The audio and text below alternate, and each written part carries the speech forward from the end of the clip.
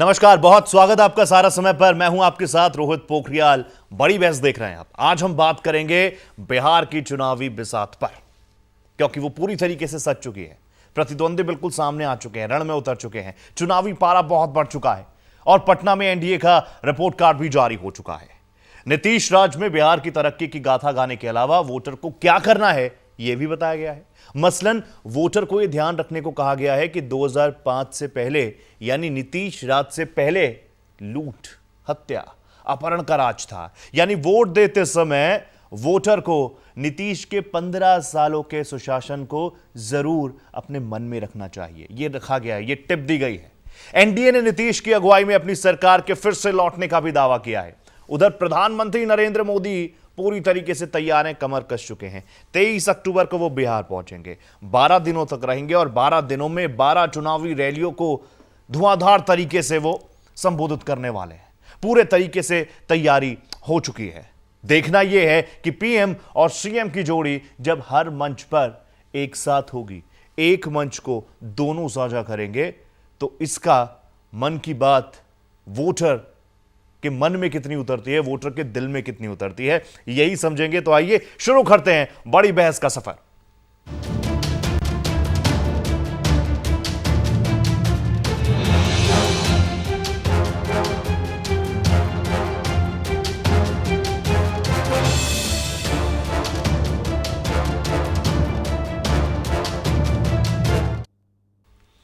बिहार में प्रचार का आगाज हो चुका है। आप भी इस बात से अवगत होंगे। बहुत अवेयर हमारी जनता है, जागरूक हमारी जनता है। नीतीश कुमार 2 दिन पहले से ही अपनी 4 रैलियों के साथ आरजेडी पर हमला बोलने की शुरुआत कर चुके हैं। जवाब में तेजस्वी के अलावा एलजेपी के चिराग पासवान भी अपनी हलफ उठा रहे हैं। नीतीश का पर्दा गिरने वाला है, ऐसी बातें हो रही हैं। खैर, ये तो नतीजे बताएंगे, लेकिन पर्दा गिरने से पहले जेडीयू उम्मीदवार का मंच गिर गया और गिर गए चंद्रिका राय। चंद्रिका राय लालू के समधी, आपको याद होगा, वो ड्रामा कोई नहीं भूल सकता जो कुछ देखा बिहार की जनता ने और देश की जनता ने। लेकिन अब चंद्रिका राय जो है नीतीश का दामन थाम चुके हैं, उनकी सीट भी फाइनल हो चुकी है। उधर एलजेपी के चिराग की लौ दिन ब दिन तेज हो रही है। जी हां, एकलव्य की तरह वो मोदी को अपना द्रोणाचार्य भी बनाए हुए हैं और मोदी के रथ पर सवार नीतीश पर निशाना भी साध रहे हैं। लेकिन एकलव्य के साथ क्या हुआ था, इस बात को भूलिएगा मत। खेमे में बेचैनी बहुत है। हम और वीआईपी परेशान हैं, क्योंकि चिराग पासवान बोल रहे हैं कि बीजेपी के साथ सरकार बनानी है, लेकिन बीजेपी को बार बार एलजेपी के इस दावे का खंडन करना पड़ रहा है। समझिए जरा, सोचिए इस चीज को। बीजेपी की मंशा पर किसी तरह से कोई सवाल ना उठे, क्योंकि अंदर खाने बात चल रही है कि बैकिंग तो यहीं से है। उधर महागठबंधन ने 243 सीटों पर उम्मीदवारों का ऐलान कर यह मैसेज तो साफ कर दिया कि तेजस्वी की अगुवाई में ऑल इज वेल है, तेजस्वी की अगुवाई में सब ठीक है।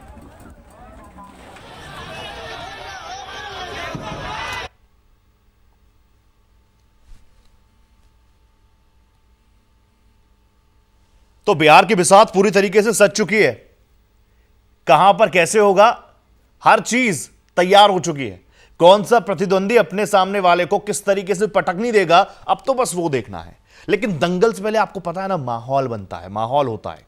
एलजेपी और बीजेपी में नूरा कुश्ती जारी है। एलजेपी पीएम मोदी की फोटो और काम का बखान कर रही है, वोट अपने लिए मांगे जा रहे हैं। और बीजेपी बता रही है कि यह चिराग का माया जाल है, वो महज वोट कटवा पार्टी बनकर रह जाएंगे। लेकिन इस बीच एक दिलचस्प तथ्य और भी सामने आया कि स्वर्गीय रामविलास पासवान के बड़े भाई पशुपतिनाथ ने नीतीश कुमार को अपना बड़ा भाई बताकर चिराग के लिए असमंजस खड़ा कर दिया है। अब इस धुएं में, अब इस तूफान में ये चिराग कब तक लौ पकड़ कर रखता है, यह भी देखना होगा। भारतीय जनता पार्टी के वरिष्ठ नेताओं का नाम लेकर वो भ्रम फैलाने की कोशिश कर रहे हैं। ये झूठ बयानबाजी सफल नहीं होगी। भारतीय जनता पार्टी की कोई बी, सी, डी कोई टीम नहीं है। हमारी एक ही मजबूत टीम है, बीजेपी, जेडीयू, हम और वीआईपी। तो सुना आपने प्रकाश जावड़ेकर साहब को, वो बताने की कोशिश कर रहे हैं और लगातार जब से चिराग पासवान ने अपनी एक लाइन पकड़ ली है कि नीतीश तेरी खैर नहीं और मोदी से बैर नहीं, उसके बाद से लगातार सफाइयों का दौर चल रहा है। 2015 की अगर बात की जाए तो कई साथी अपने पाले बदल चुके हैं। जो कभी एक साथ लड़ते थे आज आमने सामने खड़े हैं। सत्ता के संघर्ष में फायदे की सियासत के लिए हर दल तोड़ मोल में जुटा हुआ है। चुनावी बिसात में जिन दो चेहरों पर सारा दारोमदार है वो नीतीश और तेजस्वी हैं।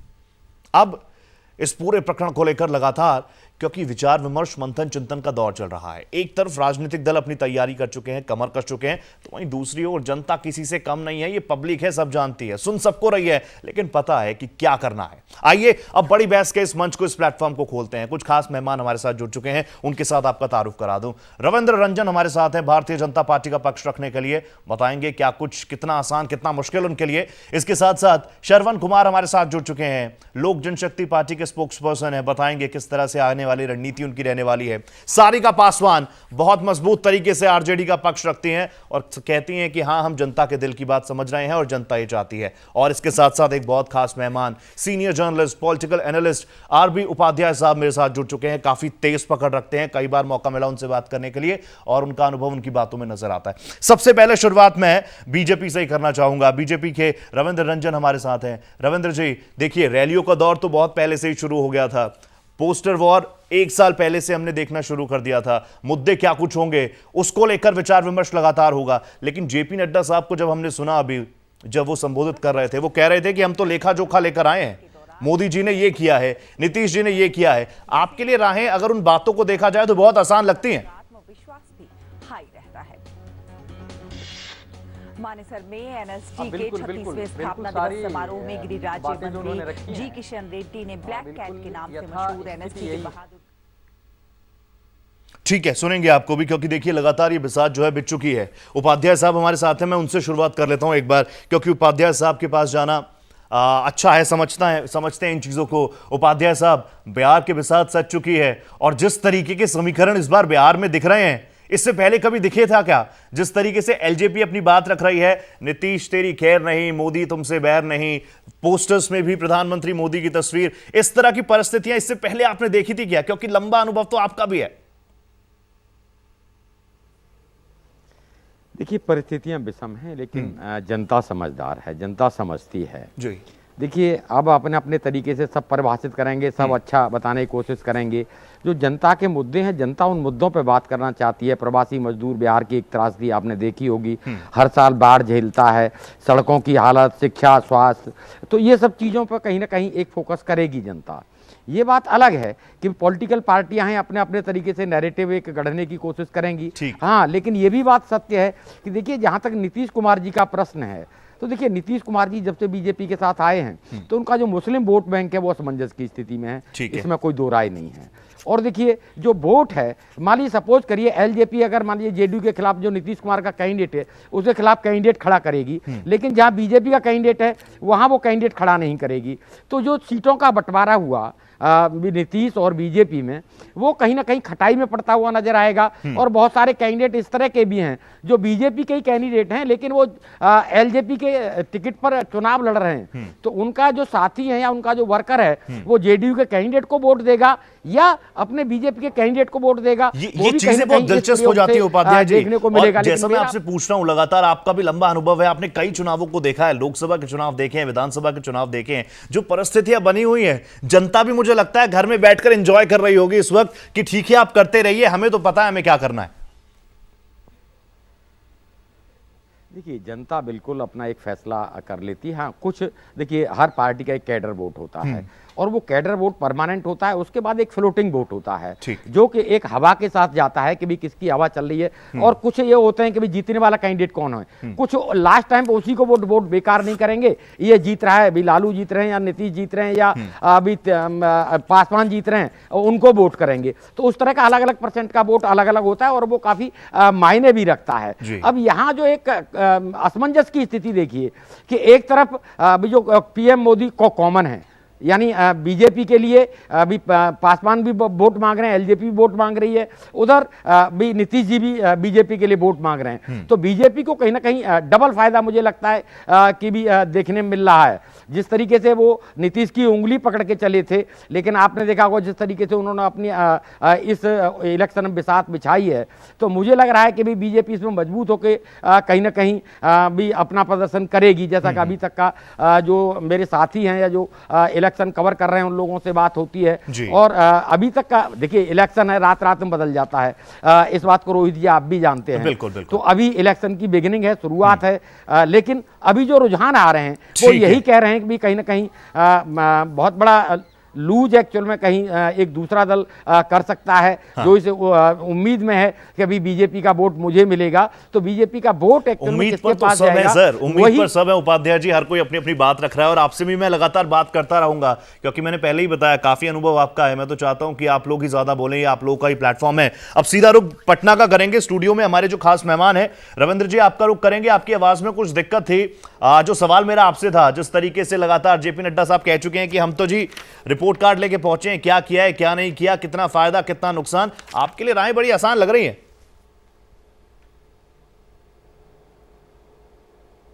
बिल्कुल बिल्कुल, राहें आसान है। मैंने पहले भी कहा जी कि बहुत आसानी से इस चुनाव को हम लोग जीतेंगे। अच्छा। और लोकसभा में जिस तरह का बहुमत हम लोगों ने प्राप्त किया 19 में, 20 विधानसभा में उससे ज्यादा बेहतर परफॉर्मेंस हम लोगों का रहेगा। और चूंकि नड्डा साहब बिहार से रिलेटेड हैं, बिहार में उनकी पढ़ाई लिखाई हुई है जी, बिहार के सारे समीकरण और वस्तु स्थिति को जानते हैं, इसीलिए वो जो कह रहे हैं वो ठीक ही कह रहे हैं रोहित जी। ठीक है, चलिए मैं आपका रुख करूंगा। सारिका जी, सुना आपने रिपोर्ट कार्ड की बात, आपने भी सुनी होगी जेपी नड्डा साहब की। तेजस्वी जी भी लगातार कह रहे हैं कि बिल्कुल मजबूत गठबंधन, वो जनता के मन की बात समझ चुके हैं और जनता के दिल में इस बार महागठबंधन है, आरजेडी है, तेज रफ्तार तेजस्वी सरकार है। वाकई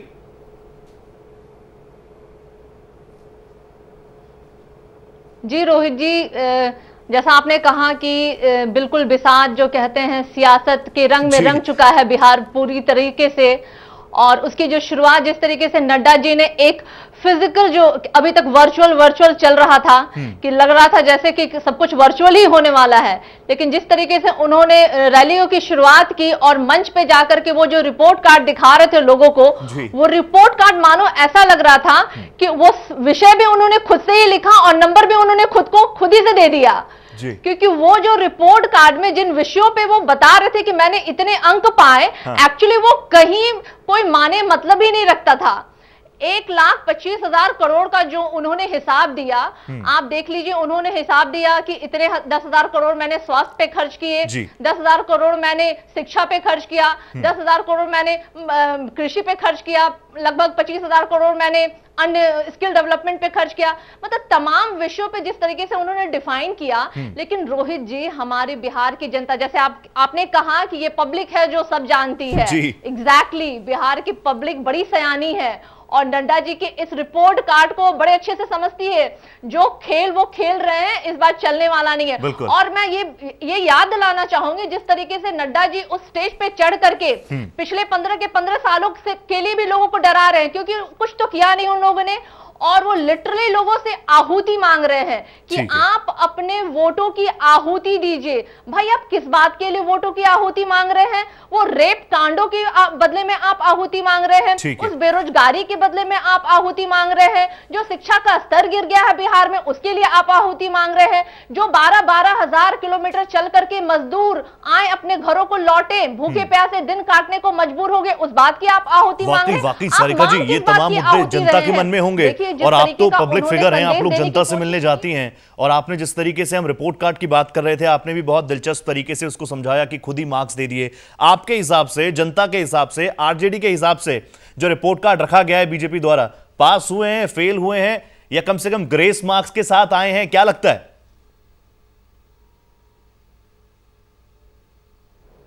नहीं, वो पूरी तरीके से फेल हो गए हैं। अच्छा। किसी भी सब्जेक्ट में उन्होंने जो कहते हैं ना आउट ऑफ आउट, तो आउट ऑफ उन्होंने 0 ही लिया है।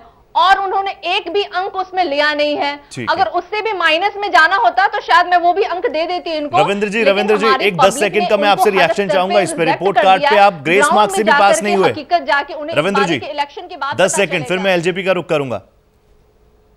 नहीं, ये तो अपने मन से कह रही है ना। अच्छा, ये तो अपने मन से कह रही हैं। इनके यहाँ जो जंगल राज था 15 वर्षों का, हाँ, रोहित जी कितनी 90 से लेकर के 2005 का, डराना पड़ रहा है कि आप जहां जंगल सड़कें राज- नहीं थी, रोहित जी मैं इनको बताना जहां चाहूंगी हिंदुस्तान कि पाकिस्तान जंगल राज की आप तरफ बात बमबारी करते होती हैं। थी हर गांव में, और हर नक्सली मूवमेंट और रणवीर सेना का जो तांडव जो होता था, जो खूनी नरसंहार होता था, ठीक, उन दिनों को जनता भूली है क्या?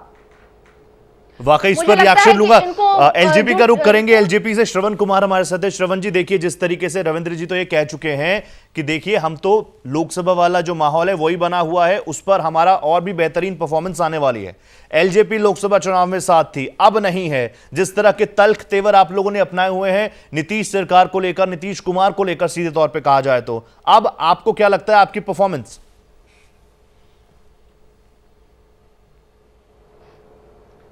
देखिए रोहित जी प्रश्न हमसे है।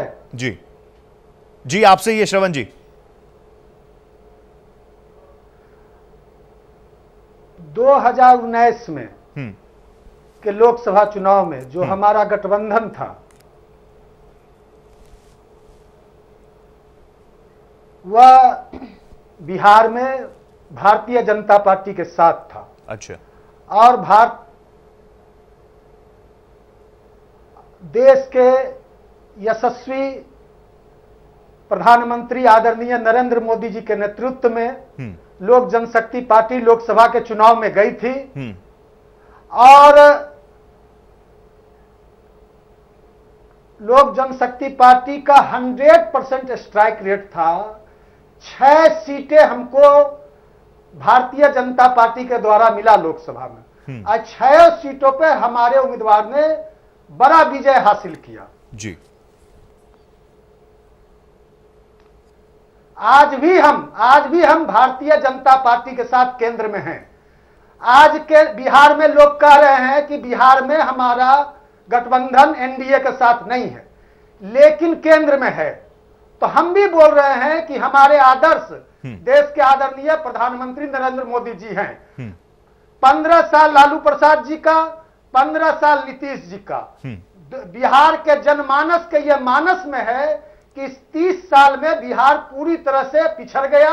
ठीक, बिहार का जो उन्नति होना चाहिए, प्रगति होना चाहिए, और जो देश में आज नरेंद्र प्रगति, उन्नति, अभूतपूर्व विकास। श्रवण जी चिराग हमेशा तो हमेशा यहाँ कहते डबल हैं, कई इंजन बार की मुलाकात हुई आवश्यकता। उनसे, वो कहते हैं कि बिहार में विकल्प नहीं था। आप लोग विकल्प के तौर पर मजबूती से खड़े हैं अब, श्रवण जी। बदलने की जरूरत है, और लोजपा का इंजन उसमें लगेगा। हाँ। और भाजपा और लोजपा का इंजन मिलके क्या बात। चुनाव के बाद जो बिहार फर्स्ट, बिहारी फर्स्ट हमारा संकल्प है, जी। हमारा नारा है, उसको हम आगे ले जाएंगे। बहुत जबरदस्त, बहुत जबरदस्त। उपाध्याय साहब, अब मैं आपके पास आना चाहूंगा, क्योंकि शुरुआती दौर में मैं एक रिएक्शन लेना चाहता था। आप मुझे बताइए, जैसे अभी मैंने गिरिराज सिंह को पढ़ा, उन्होंने कहा कि जिन्ना को टिकट दिया है कांग्रेस ने, आरजेडी ने। इससे पहले बीजेपी के ही एक नुमाइंदे थे, उन्होंने कहा कि अगर आरजेडी और महागठबंधन की सरकार बिहार में आ जाए तो ये पीओके बन जाएगा। जैसे कश्मीरी पंडितों को भगाया गया था, उस तरह की परिस्थितियां बन जाएंगी। ये हर चुनावों में पाकिस्तान, पीओके, जिन्ना, इनकी एंट्री होना अनिवार्य है क्या हमारे देश में? देखिए, ये कोई नया नहीं है जी। आप देखेंगे बीजेपी इलेक्शन को जिस ओर ले जाने की कोशिश करती है, तो हमेशा वो कश्मीर या जिन्ना या पाकिस्तान, उन चीज़ों को, मुसलमान, कब्रिस्तान, वो सब चीज़ें लेके आती है। लेकिन जनता, देखिए, जनता सब चीज़ों को समझने लगी है। मैं मानता हूँ, देखिए, भूखा पेट रोटी मांगता है, बीमार दवा मांगता है, बेरोजगार रोजगार मांगता है। भूखे पेट का कोई धर्म नहीं है, जो बीमार है उसका कोई धर्म नहीं है, उसका धर्म उसका दवा है, उसका डॉक्टर है। और वो चीज़ों पे एक्चुअल में जो बेसिक मुद्दे हैं उन पर, दिल्ली में देखिए, दिल्ली में इलेक्शन हुआ, बहुत कोशिश की गई कि भी उसको वहां लेके जाया जाए, शाहीन बाग और वहां पाकिस्तान और वो सब चीजें आई। लेकिन जो पढ़े लिखे लोग हैं, समझदार लोग हैं, उनको जो प्रायोरिटी थी वो चीजें उन्होंने दी, और वो यहाँ प्रूव भी किया। तो मैं बिहार में भी एक्चुअल में देख रहा हूँ कि जो प्रवासी मजदूर है उसने जो झेला है, या किसान जो झेला है, शिक्षा की जो हालत है भी आप देखेंगे, अस्पताल की जो हालत है, उन मुद्दों पर कहीं ना कहीं वो वोट करेगा। और तो देखिए, उपाध्याय साहब, जैसे मैं आपने मानता दिल्ली हूं का कि भी जाति जिक्र से- किया, जैसे आपने दिल्ली का जिक्र किया, शाहीन बाग, यहां आप वोट देंगे तो करंट शाहीन बाग में लगेगा, उसके बाद बीजेपी की क्या गर्त हुई, ये बात बीजेपी को समझ नहीं आ रही क्या? जी देखिए, बीजेपी को समझ में आती है, ये नहीं है कि बीजेपी को समझ में नहीं आती है। हाँ। लेकिन अब बीजेपी देखिए अचीवमेंट बताएं कि बिहार में क्या अचीवमेंट है। अगर मान लीजिए विकास के मुद्दे पर आप इलेक्शन की बात करते हैं तो आपको गिनाना होगा कि शिक्षा के स्तर में ये सुधार हुआ है, रोजगार का स्तर ये सुधार हुआ है, और देखिए आपका जो स्वास्थ्य है, स्वास्थ्य के हमने ये सुधार किए हैं। कह देना देखिए अलग बात है। मैं तो फिर वही कहूंगा कि अगर देखिए आप धोती बांट रहे हैं, स्कूटी बांट रहे हैं, लोटा बांट रहे हैं, ठीक है। टीवी बांट रहे हैं, लैपटॉप क्यों बांट रहे हैं? अरे देखिए, जनता को रोजगार दे दीजिए, उसकी जेब में पैसा होगा, सक्षम बनाइए, उसकी सही मुफ्त मत मजदूरी दीजिए। मिले। बहुत महत्वपूर्ण बात उपाध्याय जी, आपने जो बात रखी ना कि भूखा सिर्फ रोटी मांगता है, बीमार को सिर्फ इलाज चाहिए, उसका कोई दीन धर्म नहीं होता। सारिका जी के पास मैं इस बात को लेकर जाना चाहूंगा। सारिका जी, जिस तरह से इस बार अगर आंकड़े को देखा जाए तो लगभग 17.5 लाख नए वोटर्स आ रहे हैं। क्या वो वोटर्स आपकी पार्टी से खुद को जुड़ा हुआ महसूस करते हैं? क्या वो नीतीश कुमार के नेतृत्व को एकदम फेलियर मानते हैं? क्योंकि लगातार सरकारें कह रही हैं कि हमने इंफ्रास्ट्रक्चर पर काम किया, हमने रोजगार के लिए काम किया। बिहार का मजदूर अगर कहीं बाहर जाता है तो कहीं बाहर का मजदूर बिहार भी तो आता है, हमने उसके लिए भी तो माहौल बनाया।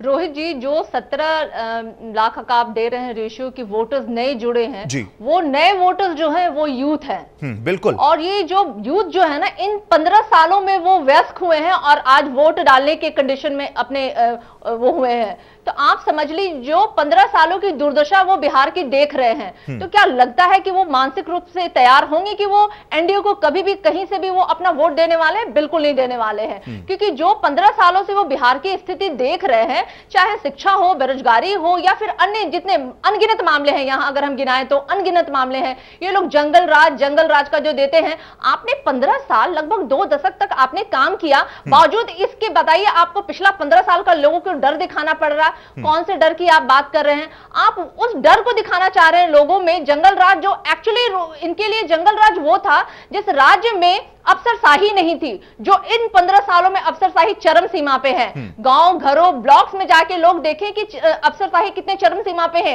एक मामूली काम कराने के भी लोगों को कितनी मशक्कत करनी पड़ती है। जो पिछला जंगल राज का ये रोना रोते, वो जंगल राज वो था जहां पे कि लालू प्रसाद यादव जी ने उन गरीब, उन अपेक्षित वर्गों से लोगों को ताकत और हिम्मत दी कि अपने अधिकारों को लेकर के वो आगे आए और उन अफसरों से अपने खड़े होकर के बोले कि भाई ये मेरा अधिकार है और मुझे ये चाहिए।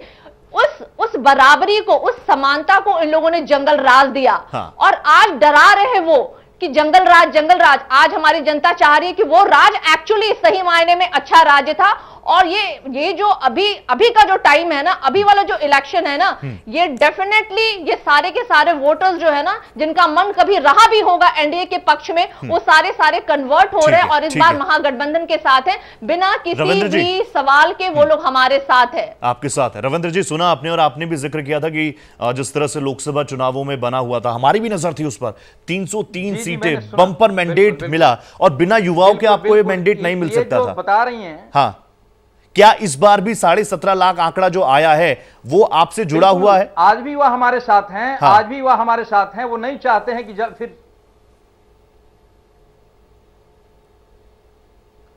वो नहीं चाहते हैं। आज जो सरिता जी कह रही थी कि ब्लॉक में जाकर के लोग काम कराते थे, ब्लॉक में जाकर कैसे काम कराते? लाठी की ताकत पर काम कराते थे। वो लाठी टेबल पर रख देते थे और जबरदस्ती अफसरों से काम कराते थे। हमेशा उस समाज को दबाने का, वह कुचलने का लूटतंत्र काम था, किया है। और वह अराजकतावाद था, दबला और कुचला महसूस और करता है। शासन व्यवस्थित होना चाहिए, शासन अनुशासित होना चाहिए, शासन एक सिस्टम के तहत होना चाहिए। रविंद्र जी, कमी नहीं था। अभी अगर हम बिहार की बात करें तो मैं आपसे एक सीधा सवाल पूछना चाहूंगा, हाँ या ना में अगर आप जवाब दे पाए उस पर। तो वर्कर जाता था, ब्यूरोक्रेसी हावी है बिहार में अभी? अफसरों से काम कराता था। अभी ब्यूरोक्रेसी हावी है बिहार में? कोई चाहेगा क्या? उस राज का नाम सुनते ही हाँ लोग सिहर जाते हैं। रंजन जी, रविंद्र जी, एक सवाल मैं आपसे पूछना चाहूंगा, क्योंकि हम तो दिल्ली एनसीआर में रहते हैं, हम रिपोर्ट्स देखते हैं, आप लोगों से जुड़ते हैं, आप लोगों से हम इनपुट लेते हैं। मैं आपसे पूछना चाहूंगा, इस वक्त, क्योंकि आपकी ही सरकार है, इस वक्त अफसरशाही, ब्यूरोक्रेसी हावी है बिहार में? काम हो रहे हैं लोगों के? अपने मन की बात कीजिएगा।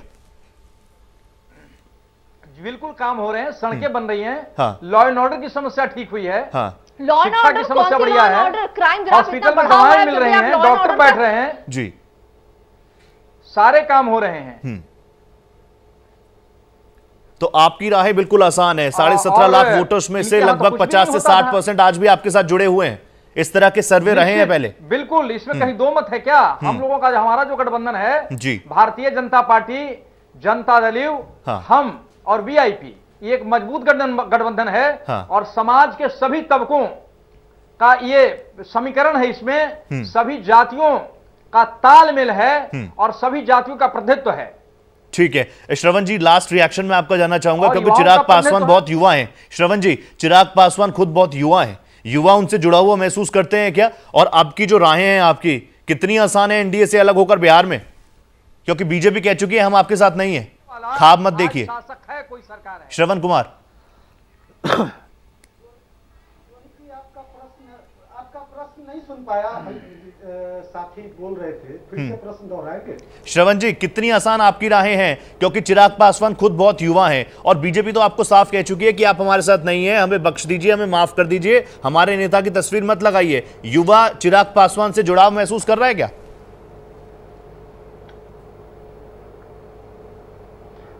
बिहार में देखिए, नौजवान परेशान,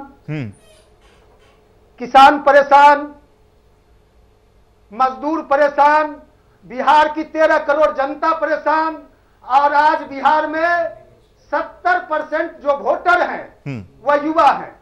और निश्चित रूप से पूरे बिहार में आज यह जन जन का संकल्प, युवाओं का संकल्प, चिराग पासवान ही विकल्प। चिराग पासवान विकल्प। Upadhyay ji, last 10 seconds for you, उसके बाद मुझे प्रोग्राम वाइंड अप करना है। उपाध्याय साहब, क्या कुछ परिस्थितियां बिहार में? सिर्फ 10 सेकंड। देखिए परिस्थितियां, अगर मान लीजिए विकास के ऊपर आप बात करते हैं, हाँ। तो फिर आपको जंगल राज की याद नहीं दिलानी चाहिए, ठीक। और ना आपको जातीय गठबंधन, हमारा गठबंधन मजबूत हर जाति का। तो अपने काम पर वोट मांगे, शिक्षा, स्वास्थ्य, रोजगार, सड़क, पानी, बिजली, जिनकी आप बात कर रहे हैं, जो मूलभूत आवश्यकता है, उन पर वोट मांगिए। बताइए, यही तो दिक्कत है, 70 साल से ज्यादा हो गए आजादी को, लेकिन मूलभूत सुविधाएं आज भी कई जगहों पे उनका डब्बा गोल है। बहुत शुक्रिया श्रवण कुमार जी आपका। रविंद्र रंजन, बहुत धन्यवाद आपका। Sarika, thank you so much. RB Upadhyay साहब, बहुत बहुत शुक्रिया आपका, बहुत बहुत धन्यवाद। फिलहाल देखिए, बिहार की बिसात बीत चुकी है, कौन सा प्रतिद्वंदी किस तरीके से इस दंगल में उतर रहा है उस पर सबकी नजर है। अपने अपने दावे सबके हैं, लेकिन एक बात सच है, ये पब्लिक है, सब जानती है। थोड़ा आप भी तैयार कीजिए, थोड़ा आप भी तैयारी कीजिए, जानिए कौन सा प्रत्याशी है आपके इलाके का, और उसके बाद, क्योंकि विकास की बात है, ये बात आपकी है, आपके भविष्य की है। एक बहुत छोटा सा अंतराल, खबरों का दौर लगातार जारी है, बने रहिए सहारा समय के साथ। सारा प्रणाम।